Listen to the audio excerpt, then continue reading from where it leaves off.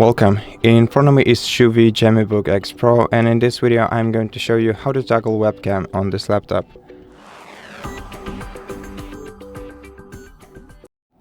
So to do this, open the Start menu, then go to Settings, then in Settings, open Bluetooth and Devices section, then go to Cameras,